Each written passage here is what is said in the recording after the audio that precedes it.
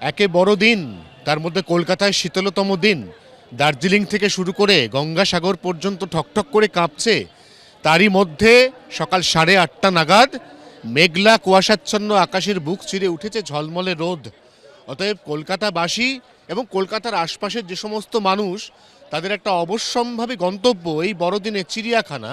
সেই আলিপুর চিড়িয়াখানাতে এই মুহূর্তেই একেবারে জমে উঠেছে বড়দিনের উৎসবের আবহ। গতকাল পার্ক স্ট্রিটে যে ভিড়টা ছিল, তারা বাড়ি গিয়ে একটু ক্লান্ত, কিন্তু যারা গতকাল বেরোয়নি তারা প্রত্যেকেই একেবারে সকাল সকাল দক্ষিণের সোনারপুর থেকে উত্তরের বারাসাত বিভিন্ন জায়গা থেকে এসে উপস্থিত হয়েছে এই আলিপুর চিড়িয়াখানায়। এখানে পশু পাখি দেখার মজা তো আছেই, বাড়তি পাওনা হিসেবে চিড়িয়াখানার চিরন্তন যে ঐতিহ্য, অর্থাৎ একেবারে পিকনিকের মুডে চাদর বিছিয়ে পাত পেরে খাওয়া দাওয়ার সেই ছবি, সেটা যেমন ধরা পড়ছে, তেমনি অবশ্যই ধরা পড়ছে চিড়িয়াখানার মধ্যে বিভিন্ন বয়সী মানুষের ভিড় এবং বৈঠকি মেজাজ।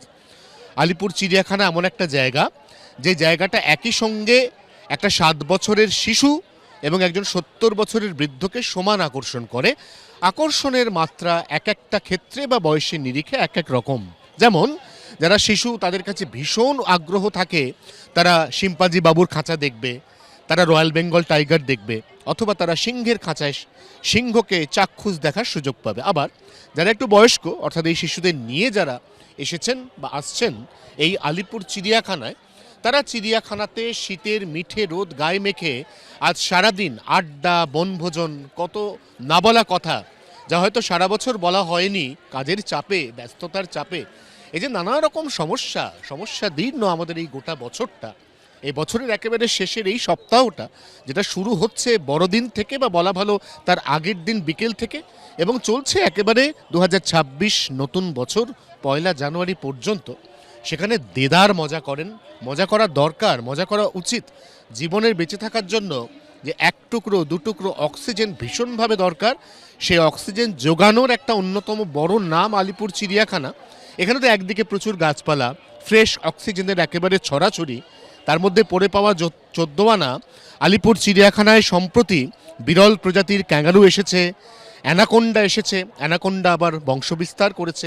সেই সব আকর্ষণের পাশাপাশি আলিপুর চিড়িয়াখানার বরাবরের যে ছবি, এই ছবিটা কিন্তু এইটাই, যেখানে আমরা দেখছি বিভিন্ন বয়সী মানুষ, যেমন একদম ক্ষুদে থেকে শুরু করে মধ্যবয়স্ক, তারা প্রত্যেকেই হাসি মুখে ঢুকে পড়েছেন একেবারে সকাল সকাল চিড়িয়াখানায়। আজকে আলিপুর চিড়িয়াখানা 8 ঘন্টা আগে খোলা হয়েছে এবং 8 ঘন্টা পরে বন্ধ হবে। চিড়িয়াখানা খোলা হয়েছে সকাল 9:30টার বদলে সকাল 9টায়, চিড়িয়াখানা বন্ধ হবে বিকেল 4:30টার বদলে বিকেল 5টায়। 2024 সালে বড়দিনে আলিপুর চিড়িয়াখানাতে ফুটফল হয়েছিল 1,03,000 মানুষের। এবারে সেই ভিড় ছাপিয়ে যাবে। তার একটা বড় কারণ হচ্ছে ওয়েদার যত ভালো হবে, শীতের কামড় যত থাকবে, ততই তো এই ধরনের জায়গাতে আরও বেশি বেশি করে মানুষ আসছেনও তারা। যেমন কথা বলবো, কোথা থেকে এসছেন আপনারা?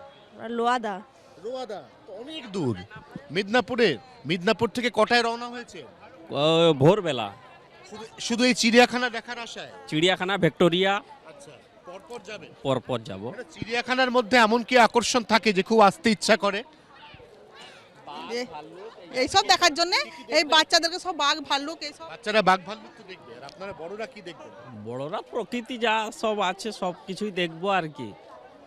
সারাদিন কলকাতায় কাটিয়ে তারপর ফিরবেন? হ্যাঁ, সন্ধ্যাবেলা। দেখো, যে কথাটা এইমাত্র বলছিলাম, সেটা হচ্ছে যে সারা দিন থাকবেন শহর কলকাতায়, দেদার মজা করবেন।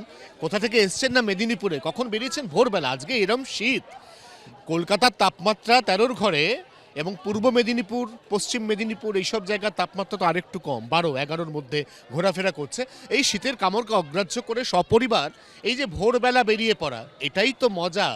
এর নামই তো বড়দিন, এর নামই তো উৎসব। সেই উৎসবের অন্যতম আঙিনা এই মুহূর্তে আলিপুর চিড়িয়াখানা একেবারে বড়দিনের আদর্শ ছবি তুলে ধরছে বারবার।